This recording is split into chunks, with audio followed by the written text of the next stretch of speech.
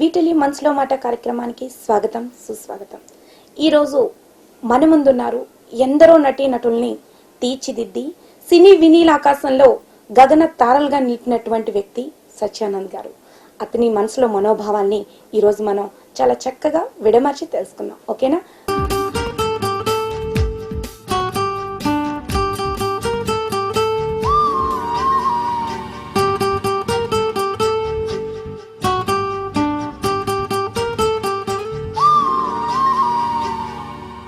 Sir, మీరు ఇప్పటి వరకు సత్యానంద్ గారు అంటే ఒక స్టార్ మేకర్గా తెలుసు అందరికి. బట్ పర్సనల్గా మా వ్యూవర్స్ అందరికీ కూడా మీ చైల్డ్హుడ్ ఎక్కడ గడిచింది, మీ పేరెంట్స్ ఎవరు అనే విషయాన్ని తెలుసుకోవాలనుకున్నాం. మా కోసం కొంచెం. తప్పకుండా. అది విశాఖపట్నమేనండి. ఇదే ఊర్లో పుట్టాను, విశాఖపట్నంలో పుట్టాను, పెరిగాను. నా ఎడ్యుకేషన్ అంతా విశాఖపట్నమే. ఆ చైల్డ్హుడ్ అంతా ఇక్కడే. అంటే ఆ పుట్టిన దగ్గర నుంచి ఇప్పటి వరకు కూడా విశాఖపట్నమేనండి. ఎప్పుడైనా ఏదైనా పని మీద వెళ్తే బయట ఉండడం తప్పించి అదర్వైజ్ ఇక్కడే సస్టైన్ అయ్యాను పర్మనెంట్గా. చిన్నప్పుడు నాకు ఈ గేమ్స్ అవి ఆడే అలవాటు కొంచెం తక్కువ. చిన్నపిల్లలు చాలా స్పోర్ట్స్ అవి ఇవి అంతా ఇంట్రెస్ట్గా ఉంటారు కదా. నా గేమ్స్ అవి వేరుగా ఉండేవి. అవి నటనకి కనెక్ట్ అయ్యే గేమ్స్ అన్నమాట అండి. నాకు ఊహ తెలిసిన దగ్గర నుంచి అదే పని మీద ఉండేవాడిని. కారణం ఏంటంటే మా ఇంట్లో మా మేనమామ గారు, మా మదర్ బ్రదరు కీర్తిశేషుడు వైఎస్ రాజు గారు, ఆయన మూలంగా మాకు ఈ నాటక రంగంతో ఒక అనుబంధం ఏర్పడిందండి. మా ఇంట్లో రిహార్సల్స్ అవుతూ ఉండడం, స్క్రిప్ట్ రైడింగ్లు అవుతూ ఉండడం, స్క్రిప్ట్ సెలెక్షన్స్ అవుతూ ఉండడం, ఆ యాక్టర్స్ అందరూ మా ఇంటికి రావడం, వాళ్ళ మధ్యలో నేను కూర్చోవటం, వాళ్ళని అబ్జర్వ్ చేస్తూ ఉండడం, ఇవన్నీ రొటీన్గా జరుగుతూ ఉండేవి. సో దానివల్ల నాకు అబ్జర్వేషన్ అటువైపు ఎక్కువ పడింది. నా కాన్సన్ట్రేషన్ అంతా, నా అటెన్షన్స్ అన్నీ అటువైపు ఎక్కువ నేను పెట్టడం జరిగింది. అనుకోకుండా ఏంటంటే ఒకరోజు ఒక కొత్త నాటకం ప్రారంభం జరిగింది ఇంట్లో, పూజా కార్యక్రమం.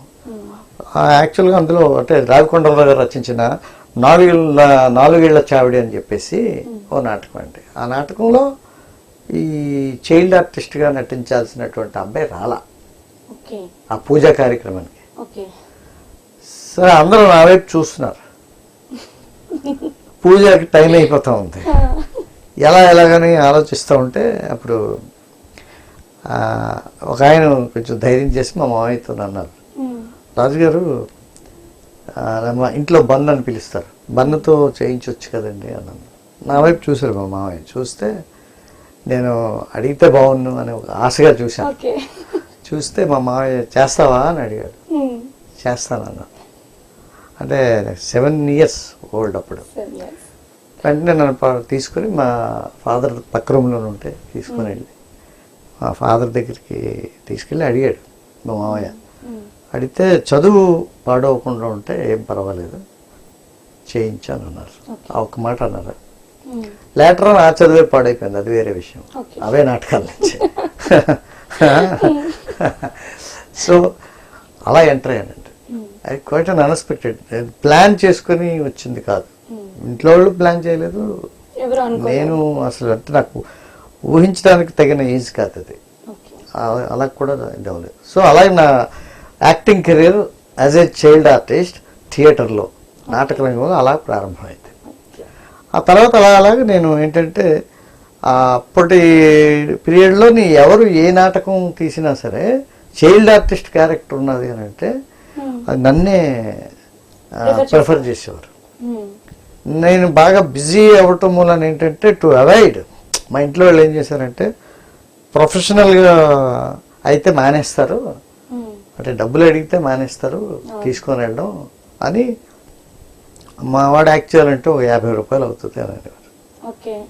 50 కాదండి, 100 ఇస్తాం, ఆ కుర్రాడు కావాలని.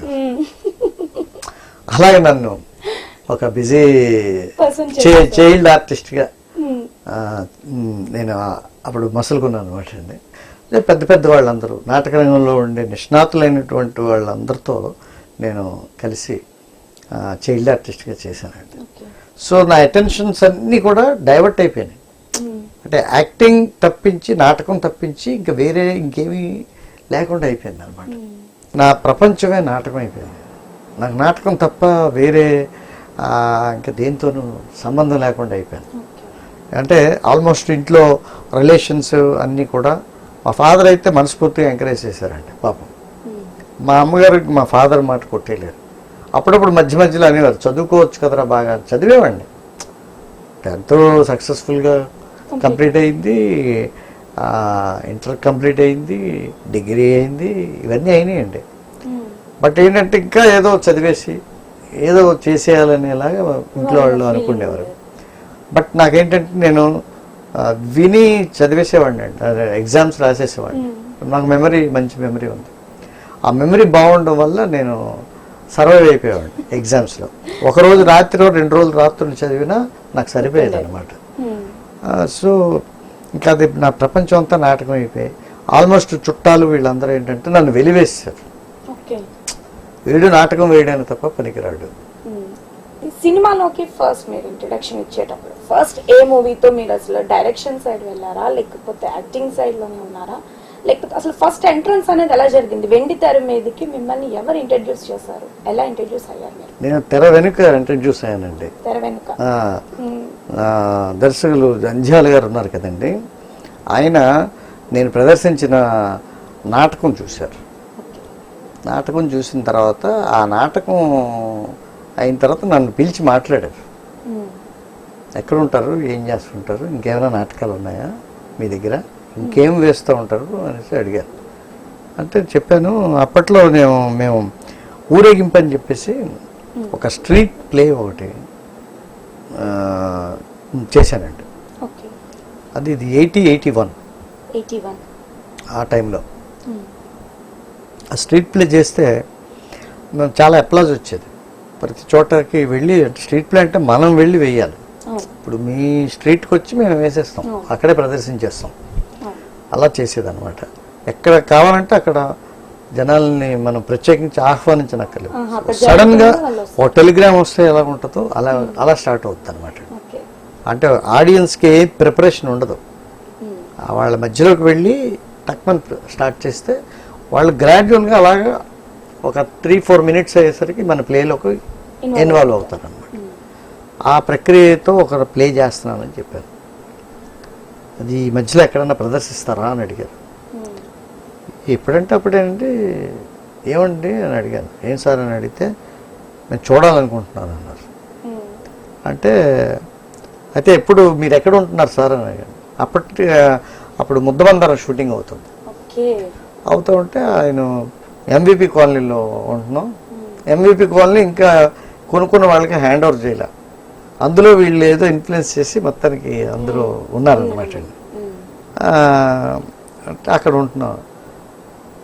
అయితే ఎప్పుడు రమ్మంటారు అన్నాను. దేనికంటే వస్తామంటున్నారు, నాటకం వేయడానికి. ఎక్కడికి వచ్చి వేస్తారంటే మీ దగ్గరికి వచ్చి వేస్తామండి అన్నాను.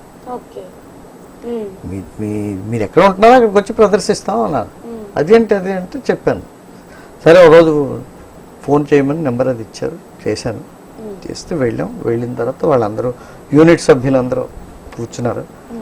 ఎస్ గోపాల్ రెడ్డి గారు కెమెరామెన్, పూర్ణిమ, ప్రదీప్, వెన్నకోట రామన్ పంతులు గారు లెజెండ్, అంటే ఆ నాటకాల్లో మహానిష్ణాతులు అనమాట. అతను, ఎంసి దాస్, వెన్నకోట విజయరామ్, బాబన్న గారు అని నాకు మంచి ఫ్రెండ్, ఇప్పుడు ప్రస్తుతానికైతే అమెరికాలో ఉన్నారు. బాబన్న గారు, రామారావు గారు, ఇలాంటి వాళ్ళు అందరూ కలిసి కూర్చొని సర్కిల్లో ఉన్నారండి. ఆ సర్కిల్లో కూర్చుంటే అప్పుడు మేము ప్రదర్శన స్టార్ట్ చేసాం. మా టీంతో పాటు సుత్తివేలు అనే ఒక ఆర్టిస్ట్ ఉండేవాడు కదా మనకి. మా టీంలో అప్పుడు ఆ ప్లేలోని జంజాల్ గారు చూసిన ముందు ప్లేలో లీడ్ రోల్స్ చేశాడు అతను. సో మేము ప్రదర్శించాం. జంజాల్ గారేమో ముగ్ధులైపోయారు. నేను ఎప్పుడు ఇలాంటి నాటకం చూడలేదు, వండర్ఫుల్ అది ఇది అని చెప్పేసి ఆ 500 రూపీస్ ఆయన పాకెట్లో తీసి నా పాకెట్లో పెట్టేసి, మీరు నా నెక్స్ట్ ఫిల్మ్కి డైరెక్షన్ డిపార్ట్మెంట్కి రండి, మీకు అవకాశం ఇస్తున్నాను, ఇతన్ని యాక్టర్గా పిలుస్తున్నాను, నేను ఆహ్వానిస్తున్నాను. ఎవరిని? సుత్తివేలు. ఇతన్ని కమేడియన్గా నేను ఎంకరేజ్ చేస్తాను. మేము ఇద్దరం కలిసి రాజమండ్రి వెళ్ళాం. రాజమండ్రిలో ఒకటే రూమ్లో ఉండేవాళ్ళం. షూటింగ్ స్టార్ట్ అయింది. జంజాల్ గారేమో కథ చెప్పారు, ఇది కథ అన్నారు. పాణి గారని మణిరత్నం గారి కో డైరెక్టర్ అండి, నిన్నమన్నట్టు అంటే ఇప్పుడు ఓల్డ్ అయిపోయారు. ఆ పాణి గారు సినిమా షూటింగ్ వ్యవహారం అదంతా ఆయన కొంత చెప్పారు. సో ప్రాక్టికల్గా ఒక 2 days అయ్యేసరికి నాకు షూటింగ్ అంటే ఏంటో అర్థమైంది. నేను వర్క్ చేయడం బాగా యాక్టివ్గానే వర్క్ చేశాను. వాళ్ళందరూ అప్రిషియేట్ చేసేవారు అనమాట. సో అలాగే నాకు ఫస్ట్ ఫిల్మ్లో తెర వెనుక డైరెక్షన్ డిపార్ట్మెంట్లోకి అవకాశం వచ్చిందండి. ఇప్పుడు పాడుతా తీయగా డైరెక్ట్ చేస్తా అంటే డైరెక్టరు శాస్త్రి అని చెప్పేసి అతను నాకు ఒక అది అంటే మా డైరెక్షన్ గ్రూప్లో ఉన్నారనమాట అండి. సో మంచి టీంతో నేను జాయిన్ అయ్యాను. నాకు ఎప్పటికీ నేను జంజాల్ గారు ఇచ్చినటువంటి ఆ అవకాశాన్ని గురించి నేను ఎప్పుడు మర్చిపోలేనండి. నా జీవితాంతం ఆయనకి ఎప్పుడు రుణపడే ఉంటాను జంజాల్ గారికి.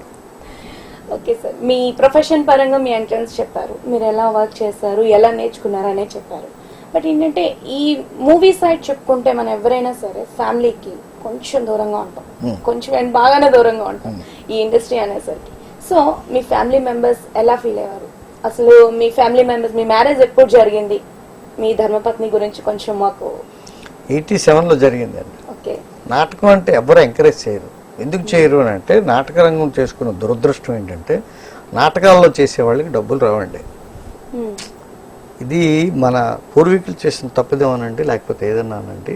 నాటక రంగం ప్రారంభం అయిన నాటి నుండి కూడా ఏం జరిగిందంటేనండి ప్రొఫెషనలిజం రాలేదు. సాంఘిక నాటకాల వరకు నేను మాట్లాడుతున్నాను.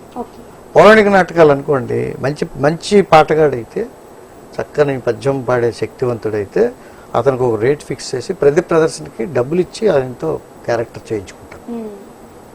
వేరే సాంఘిక నాటకాల్లో ఆ ఒరవడి లేదు.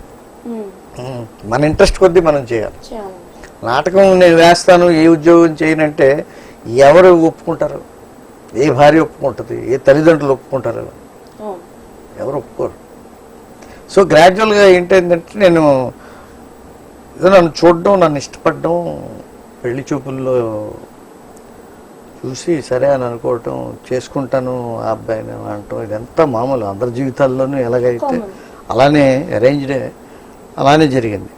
ఆవిడకి తెలియదు నేను ఇలాగా పూర్తిగా నాటకాల మనిషినని. అప్పటికి సినిమాలకు పని చేస్తున్నాను. ఆ పెళ్లి చూపులు జరిగే టైంకి ఫిలిమ్స్లోనే ఉన్నాను. సో ఆవిడకి తెలియకపోవడం వలన సినిమాల్లోనే ఉంటానేమో అని అనుకున్నది ఆవిడ. నేను నాకు సినిమాకి వెళ్ళినా నా మనసంతా నాటకం దగ్గర ఉండేది. ఎవరైనా సినిమాకి అవకాశం వస్తే అక్కడ అంటుకుపోతారు వెళ్ళి. నేను ఎప్పుడు వచ్చేద్దామా వెనక్కి, ఇప్పుడు నాటకం వేసుకుందాం అనుకునేవాడిని. సో ఆ రకంగా ఏంటంటే తను బాగా డిస్టర్బ్ అయింది. ఒక డిస్టెన్స్ స్టార్ట్ అయిపోయింది సైకలాజికల్గా. అలాగే తర్వాత ఏంటంటే ఆవిడ టీచరు. ఆ తర్వాత సడన్గా ఏంటంటే ఒకరోజు థియేటర్ ఆర్ట్స్లో ఫ్యాకల్టీగా జాబ్ వచ్చింది నాకు ఆంధ్ర యూనివర్సిటీ. ఆవిడ స్కూల్ నుంచి నేను చెప్పాను, నేను ఇదిగో నా అడ్రస్, నో ఐఎమ్ ఫ్యాకల్టీ అని. స్టన్ అయిపోయాను. ఇదేంటి ఫ్యాకల్టీ, నాటకాలలో మునిగి తేలుతున్న వ్యక్తి ఫ్యాకల్టీగా జాబ్ రావడం అంటే అది అంటే నేను ఇంటర్వ్యూకి అది వెళ్ళినట్టు అది ఇప్పుడు చెప్పలా. సో షీ వాజ్ షాక్డ్ అనమాట. అంటే she felt very happy also of course. అలా అది నా ఇంట్లో వాళ్ళైతే మా ఫాదర్ మదర్ బాగా ఎంకరేజ్ చేశారండి. ఏ ఫాదరు మా ఫాదర్ అంత ఎవరు ఎంకరేజ్ చేయరు. ఆయనకి మరి ఏంటో అక్కడెక్కడో అనిపించి ఈ వీడిని ఎంకరేజ్ చేస్తే బాగుంటుందని అనిపించి చేశారు, ప్రోత్సహించారు. చేస్తే అది ఏంటైందంటే నేను అందులో ఒక గ్రోత్లోకి వచ్చానని తెలుసు కానండి వాళ్ళకి, అది గమనించారు కానండి. బట్ నాట్ ఫైనాన్షియల్గా ఎప్పుడైతే నేను స్థిరపడ్డాను అప్పటికి మా నాన్నగారు లేరు, మా అమ్మగారు. ఓకే సార్, మీ పేరెంట్స్ మీరు ఈ స్టేజ్కి వచ్చేటప్పటికి వాళ్ళు చూడకపోయినప్పటికీ మీ పేరు ఎన్ని సంవత్సరాలైనా ఎంతైనా సరే ఈ ఇండస్ట్రీలో మారుమోగుతుంటుంది కాబట్టి డెఫినెట్ గా వాళ్ళు పైనుంచి చూస్తూ ఉంటారు తప్పకుండా. అండ్ ఓకే సార్, నెక్స్ట్ మీ ధర్మపత్ని గారు టీచర్ అని చెప్పారు, అండ్ మీ పిల్లలు ఇప్పుడు ఒక present అబ్బాయి అండి. career, ఒక అబ్బాయి ఆ, పేరు ఆ, రాఘవేంద్ర రాజు అండి. బీటెక్ చేశాడు. వాడేమో ఈ అంటే ఇక్కడ అవంతిలో చదివాడు. నవ్వు వాడేమో ఫిల్మ్స్లో అంటే నా దగ్గర కోర్స్ చేశాడు. ఓకే. చేస్తే మంచి టాలెంట్ వచ్చింది. వాడికి క్యాంపస్ దీనిలో సెలెక్ట్ అయితే నేను చెప్పాను, నాకు వచ్చి చెప్పాడు సెలెక్ట్ అయినట్టు వద్దు, నువ్వు యాక్టర్గా కామెడీ సైడ్ చాలా స్ట్రాంగ్గా ఉన్నావు, నువ్వు యాక్టర్ జాబ్ ఎప్పుడైనా చేయొచ్చు, సో నువ్వు ఫిల్మ్స్లో ట్రై చేస్తే బాగుంటుందని నేనే సలహా ఇచ్చాను. నేను సలహా ఇచ్చిన రోజు రాత్రి వాడికి ఫోన్ వచ్చింది. అంటే యాక్టర్ ఎంఎస్ నారాయణ గారు నాకు మంచి ఫ్రెండ్ అండి. ఎంఎస్ నారాయణ గారి ఫ్యామిలీతో మాకు మంచి ఇది ఉంది. సో అలాగే ఆ రకంగా ఏంటంటే వాళ్ళు వాళ్ళ అమ్మాయికి సాహెబా సుబ్రహ్మణ్యం అని చెప్పి ఒక ఫిల్మ్ డైరెక్ట్ చేసే అవకాశం వచ్చింది ఎంఎస్ గారు వాళ్ళ అమ్మాయికి. సో వీడి టాలెంట్ అది అమ్మాయికి తెలుసు. ఆ అమ్మాయి ఏం చేసిందంటే సైన్ చేసిన వెంటనే ఫస్ట్ కాల్ మా వాడికి చేసింది. చేసి బాబీ అంటే ఇంట్లో బాబీ అని పిలుస్తాం, నీకు ఒక క్యారెక్టర్ ఉన్నది, అది నువ్వే చేయాలి, అది మలయాళం రీమేక్ రా అనేసి చెప్పింది. నేను నా రూమ్లోకి వచ్చి చెప్పాడు, నాకు ఇలాగ అవకాశం వచ్చింది, శశక్క ఫోన్ చేసి ఇలాగ నువ్వు క్యారెక్టర్ చేయాలన్నది. శశక్క డైరెక్షను నీకు ఫోన్ చేయడం ఇదంతా ఏంట్రా, ఉదయమే అన్నాను వెళ్ళి చేయాలి అనేసి. సో అలాగా వాడికి అవకాశం వచ్చింది. ఆ తర్వాత ఈ సినిమా సూపర్ హిట్ గ్యారెంటీ అని ఇంకో ఫిల్మ్, ఆ తర్వాత పడ్డానండి ప్రేమలో మరి అని ఇంకో ఫిల్మ్, ఆ 3 రిలీజ్ అయినాయి. దురదృష్టం క్రిటిక్స్ అప్రిషియేషన్ అయితే వాడికి బాగా వచ్చిందండి. సినిమా బాగా ఆడితే హిట్ అయితే కదా యాక్టర్కి గుర్తింపు వస్తుంది. ఇప్పుడు ఇంకొక 2 రిలీజ్కి ఉన్నాయి రెడీగా. అది నచ్చావులే అని ఒక ఫిల్ము, యాక్టర్ నరేష్ గారు అబ్బాయి నవీన్ అని నా స్టూడెంట్, ఆ ఫిలింలో కూడా మావాడు చేశాడు. తర్వాత నేత్ర అనే ఒక ఫిల్మ్లో, అందులో నేను కూడా యాక్ట్ చేశానండి. మా ఇద్దరం కలిసి యాక్ట్ చేసాం. నా స్టూడెంట్ ఏమో డైరెక్టరు, ఇంకో స్టూడెంట్ ఏమో హీరోయిన్. మా స్టూడెంట్స్తో కలిసి నేను వర్క్ చేశాను అనమాట. అది సార్, యాక్చువల్లీ మీరు ఇప్పటి వరకు చాలా మందిని స్టార్ మేకర్ గా మీరు ఎంతో మందిని తీర్చిదిద్ది ఇండస్ట్రీకి పంపించారు. సో వాళ్ళలో ప్రముఖులు ఎవరు, ఎంతమందిని మీరు పంపించారు, అసలు యాక్చువల్లీ ఈ థాట్ అనేది మీకు ఎలా వచ్చింది? అంటే ఇంతవరకు మీరు డైరెక్షన్ వెనక తెర వెనకున్నారు, తెర మీద కొన్ని రోల్స్ చేశారు, ఇలా ఉంది కెరీర్, కానీ నేను కేవలం వీళ్ళని ఇలా తయారు చేసి పంపించాలి ఇండస్ట్రీకి అనే ఆలోచన మీకు అసలు ఎలా వచ్చింది? దీన్ని ఎవరైనా సజెస్ట్ చేశారా, లేక మీకు ఇండివిజువల్ గా కలిగిందా? ఇది మంచి క్వశ్చన్ అండి. నేను 81, 82 ఆ ప్రాంతంలో చెన్నైలో ఒక నాటకం, ఒకటి కాదు 3 రోజుల ఫెస్టివల్ ఆంధ్ర క్లబ్లో మా కళాజ్యోత్సన సంస్థతో ఒకరోజు ఊరేగింపు, ఒకరోజు గారడి, ఒకరోజు అడవి డ్యూటీలు, వరుసగా 3 రోజులు ప్రదర్శించడానికి మాకు ఆహ్వానం వస్తే అక్కడికి వెళ్ళాం ఆంధ్ర క్లబ్లో. అక్కడ మేము ప్రదర్శిస్తున్నప్పుడు ఆ ప్రేక్షకులు ఎవరంటే డైరెక్టర్సు చెన్నైలోనే, ప్రొడ్యూసర్సు, యాక్టర్సు, ప్రేక్షకులు అనమాట, వాళ్ళ ఫ్యామిలీ మెంబర్స్. వాళ్ళ కోసం ఆంధ్ర క్లబ్లో మెంబర్స్ కానీ లేకపోతే వీళ్ళందరూ రెగ్యులర్గా విజిట్ చేసే వాళ్ళందరూ కూడా ఫిల్మ్ ఇండస్ట్రీ పీపుల్ మాత్రమే. వాళ్ళు చేసిన 3 రోజులు ఫెస్టివల్లో నేను 3 రోజులు నా నాటకాలే పెట్టించాను. పెట్టిస్తే ఆ నాటకాలు చూడడానికి వీళ్ళందరూ రావడం జరిగింది. అందులో అప్పటికి నేను జంజాల్ గారితో ఆల్రెడీ ఒక ఫిల్మ్కి వర్క్ చేసిన అనుభవంతో ఉన్నాను. ఇది మల్లెపందిర్ అనే ఫిలిం. ఇది ఎప్పుడైతే ఈ మన దీంట్లో ఆంధ్ర క్లబ్లో మేము ప్రదర్శిస్తున్నాము, అప్పుడు వంశీ గారని మన డైరెక్టర్, లేడీ స్టైల్ ఇవన్నీ డైరెక్ట్ చేశారు కదండి, ఆ వంశీ గారు మా నాటకం చూసి వంశీ గారు నేను వాళ్ళ ఇంటికి ఆహ్వానించారు. వెళితే ఇలాగ నేను మంచు పలికే ఒక ఫిల్మ్ డైరెక్ట్ చేయబోతున్నానండి, ఇది నా ఫస్ట్ ఫిల్ము, ఇలాగా కొంచెం డైలాగు ఎక్స్ప్రెషన్స్ ఇలాగ చెక్ చేసే వాళ్ళు ఉంటే నాకు కొంచెం హెల్ప్ అవుతుంది అనేసి అన్నారు. తప్పకుండా అని చెప్పేసి నేను వస్తానండి, ఎప్పుడో చెప్తే వచ్చేస్తాను అన్నాను. వెళ్ళాను. అలాగే అందులో లక్కీగా ఏంటంటే చిరంజీవి గారి హీరో ఈ పెద్ద పెద్ద వాళ్ళందరూ అప్పట్లో మంచి బాగా ఫుల్ ఫామ్లో ఉన్న వాళ్ళందరూ అందులో యాక్టర్స్. చిరంజీవి గారితో నాకు మొదటి పరిచయం మంచు పల్లకిలో జరిగింది. మంచు పల్లకికి వర్క్ చేసేటప్పుడు నాకు ఉండే టాలెంట్ ఇదంతా కూడా ఆయన అబ్జర్వ్ చేసి ఓ రోజు నన్ను ఆయన కారులో తీసుకొని వెళ్ళి మాట్లాడారు. డీటెయిల్స్ అన్ని తెలుసుకున్నారు. నేను ఎక్కడి నుంచి వచ్చాను, ఏంటి, అసలు ఈ టాలెంట్ అది నాకు ఎలా వచ్చింది అన్నది ఆయన అడిగి తెలుసుకున్నారు. నేనేమో ఆయన చెప్పడం జరిగిందండి. అప్పుడు ఆయన అడిగారు, మీరు నాటకాలు వేస్తానని అంటున్నారు కదా, అందరూ కొత్త వాళ్ళ లేకపోతే అనుభవం ఉన్నవాళ్ళ ఏంటంటే కొత్త వాళ్ళే.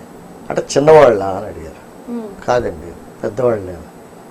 మరి యాక్టింగ్ వచ్చిన వాళ్ళు అంటే కాదండి కొత్త వాళ్ళు.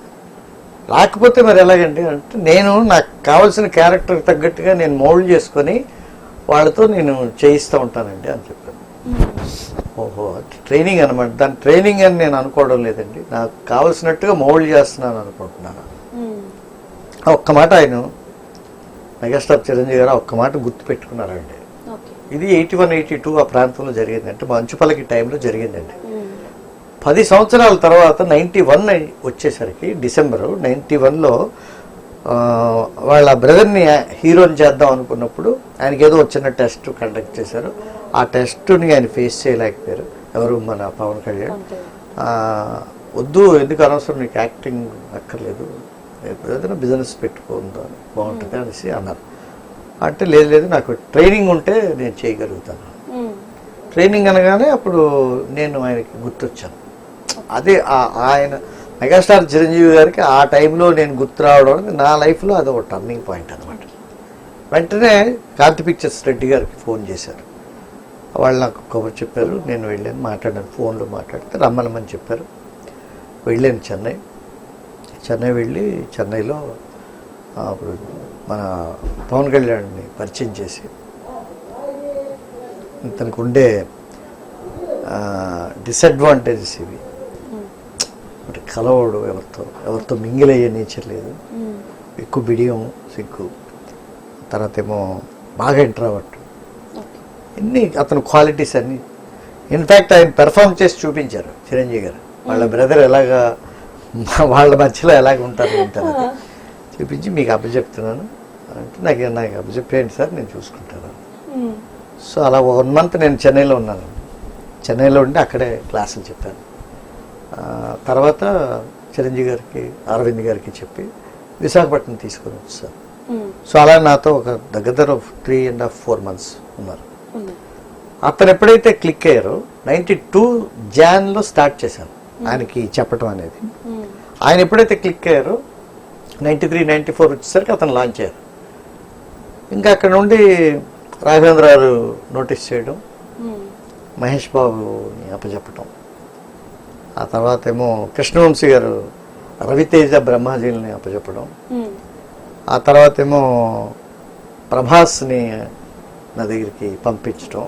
ఇలా ఒకళ్ళు వచ్చిన వాళ్ళందరూ కూడా స్టార్స్, చూస్తుండగానే స్టార్స్ అయిపోయారు.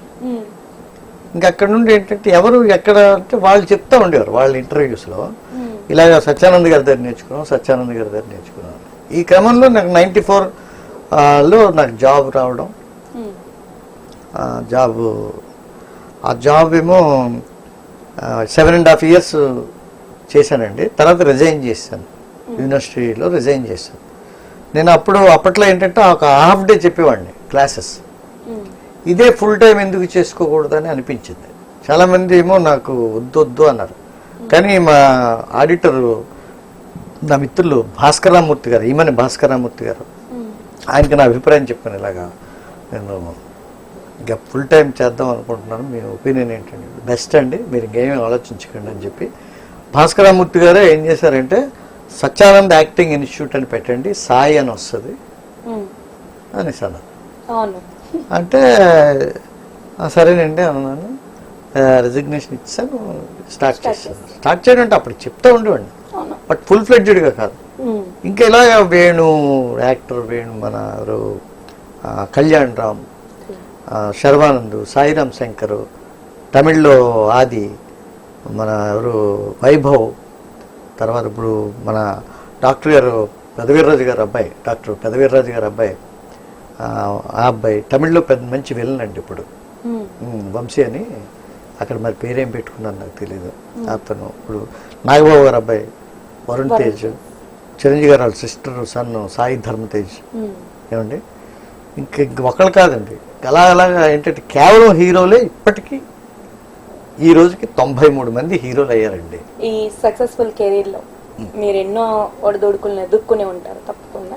బట్ మీకు మెమరబుల్ అంటే ఒక్క విషయంలో నేను ఇది జరగకుండా ఉంటే బాగుంది సంఘటన అని చాలా మంది చాలా సందర్భాల్లో అనుకుంటాం. బట్ స్టార్ మేకర్ గా సత్యానంద్ గారుగా మీరు ఇది జరగకుండా ఉంటే బాగుండు అని అనుకున్న సందర్భాలు ఏమైనా ఉన్నాయా? అంటే యాక్చువల్గా నేను డైరెక్టర్ అండి. బేసిక్గా నాకు ఉండే టాలెంట్ అటువైపు ఎక్కువ. అంటే నేను నాటకాల్లో 98 సార్లు ఉత్తమ దర్శకుడిగా అవార్డ్స్ తీసుకున్నాను కాంపిటీషన్స్లో. సో నేను అనుకున్నది నా గురించి బాగా నాటకాలలో నాతో కలిసి చేసిన నా మిత్రులందరూ వాళ్ళు ఎక్స్పెక్ట్ చేసింది ఏంటంటే డైరెక్టర్ని అవుతానని అనుకున్నారు. నేను ప్రయత్నం అయితే ఎప్పుడు చేయలేదండి. నేను ఎవరి దగ్గరికి వెళ్ళి నేను డైరెక్ట్ చేస్తాను కథ చెప్తాను అలా వాళ్ళు అలా ఎక్స్పెక్ట్ చేసేవారు. నేనైతే ఒకళ్ళ డైరెక్టర్నే అవుతానని అనుకున్నాను. కానీ చిరంజీవి గారికి ఆలోచన వచ్చేసరికి ఏంటంటే నేను ఊహించనిది స్టార్ మేకర్ని అవుతాననేది నా ఊహల్లో లేనిదండి. అసలు నేను ఎప్పుడు నాకు అంటే నా కళలో కూడా నేను ఇది అనుకోనిది అనమాట. ఎప్పుడైతే నేను ఒకళ్ళకి నేర్పించానో, పవన్ కళ్యాణ్కి నేర్పించడం, తను సక్సెస్ అవ్వడం అది స్టార్ట్ అయింది. మహేష్ బాబు సక్సెస్ అవ్వడం, ప్రభాస్ సక్సెస్ అవ్వడం, రవితేజ, ఇలాగ చాలా మెయిన్ పీపుల్ అందరూ టక్ టక్ టక్ మని క్లిక్ అయ్యేసరికి ఏంటంటే నేను ఊహించింది జరిగింది. ఇలా జరగకుండా ఉంటే బాగుండును అనే సందర్భం ఏమైనా ఉందా అంటే నేను ఊహించింది జరిగే అనుభవం నన్ను ఎక్కువ ఉక్కిరిబిక్కిరి చేస్తుంది. సరే సార్, ఇప్పుడు యాక్చువల్లీ నెక్స్ట్ క్వశ్చన్ ఏంటంటే మంది విశాఖకి ఇండస్ట్రీ మొత్తం వచ్చేస్తుంది. స్టేట్ డివిజన్ వల్ల కానివ్వండి, మరేమైనా కారణాలు కానివ్వండి, బట్ విశాఖకి ఇండస్ట్రీ మొత్తం వచ్చేస్తుంది అని ఒక రూమర్ అనుకోవచ్చు, ఒక ఊహాగానం అనుకోవచ్చు, లేదంటే వాస్తవం అనుకోవచ్చు. ఈ మూడిట్లో ఏదైనా కానీ ప్రెసెంట్ ఈ సిస్టమ్ అంతా కూడా ఇలా రన్ అవుతుంది. ఈ మాట ఎంతవరకు నిజం? ఒకవేళ వచ్చినట్లయితే వైజాగ్ కి ఉన్న సోర్సెస్ ఏంటి? అసలు ఆ ఇండస్ట్రీ ఇక్కడికి రావడానికి గల సోర్సెస్ ఏంటి మన తరపు నుంచి? అంటే ఒకప్పుడు చెన్నై సి బ్యాక్గ్రౌండ్తో ఉండే చెన్నై, అక్కడ తమిళ్, తెలుగు, ఇంకా వీలుంటే కన్నడ ఫిలిమ్స్ కూడా అక్కడ ప్రొడ్యూస్ చేసి, మలయాళం ఫిలిమ్స్ కూడా అక్కడ ప్రొడ్యూస్ చేసి ఒక ఇండస్ట్రీగా అక్కడ ఒక పరిశ్రమలాగా ఉండేటువంటి సమయంలో నుంచి అప్పటి గవర్నమెంట్ ఏమో హైదరాబాద్ తరలిస్తే ఇన్ని ఆఫర్స్ ఇస్తాం అది ఇది అని అంటే, ఆ రోజుల్లో వాళ్ళందరూ నాగేశ్వరరావు, ఎన్టీ రామారావు గారు వాళ్ళు అప్పుడు పెద్ద హీరోలు కనుక వాళ్ళందరూ హైదరాబాద్ రావడానికి డెసిషన్ తీసుకోవడం, గవర్నమెంట్ ల్యాండ్స్ అవి ప్రొవైడ్ చేయడం, అన్నపూర్ణ స్టూడియో లాంటి ఒక స్టూడియోని కన్స్ట్రక్ట్ చేయడం, నెమ్మదిగా ఇండస్ట్రీ ఏం చేసిందంటే అక్కడికి చేరుకుంది. అలానే విశాఖపట్నం ఇప్పుడున్న పరిస్థితుల్లో స్టేట్ 2 భాగాలుగా విభజించబడిన తర్వాత విశాఖపట్నం వస్తుందని అందరూ ఆశపడడం తప్పే లేదు. వస్తుందని అందరూ స్ట్రాంగ్గా అనుకుంటున్నారు. ఈ తరుణంలో ఇప్పుడు మొన్న మినిస్టర్ గారు గంటా శ్రీనివాస్ గారు ఆధ్వర్యంలో మన తొట్లకొండ దగ్గర 16 ఎకరాల స్థలం కేటాయించారండి. కేటాయించి దానికి ఏం చేస్తే బాగుంటుంది అన్నది ఒక కమిటీని వేశారండి. ఆ కమిటీలో నన్ను కూడా మెంబర్గా చేశారండి. అక్కడ ఫిల్మ్ డెవలప్మెంట్కి సంబంధించినటువంటి ఎన్నో అంశాల మీద పూర్తిగా ఒక అవగాహన ఉన్నటువంటి వ్యక్తి ఆయన, గంటా శ్రీనివాస్ గారు. సో ఆయన ప్లాన్ చేశారు ఏం చేస్తే బాగుంటుంది అన్నది. ఇప్పుడు గవర్నమెంట్ కూడా బాగా ఎంకరేజ్ చేద్దామని ఒక నిర్ణయానికి వచ్చింది. ఎక్కువ సినిమాలు చాలా సుందరంగా కనిపించే నగరం ఏది అని అంటే, ఈ ఒకవైపు క్రికెటర్స్ కానీ, పొలిటీషియన్స్ కానీ అండి, వ్యాపారవేత్తలు కానీ వీళ్ళందరూ కూడా విశాఖపట్నాన్ని అలాగే అసలు ఎక్కడంటే అక్కడ ఊహించని పద్ధతిలో అందరూ రిఫర్ చేస్తున్నారు. ఎక్కువ ఆశపడుతున్నారు ఇక్కడికి వెళ్ళిపోతే బాగుందని అనుకుంటున్నారు. మన నగరం మనకి ఎంత అందంగా ఉందన్నది మనం రోజు ఇక్కడ ఉండడం మూలాన మనకు తెలియదు.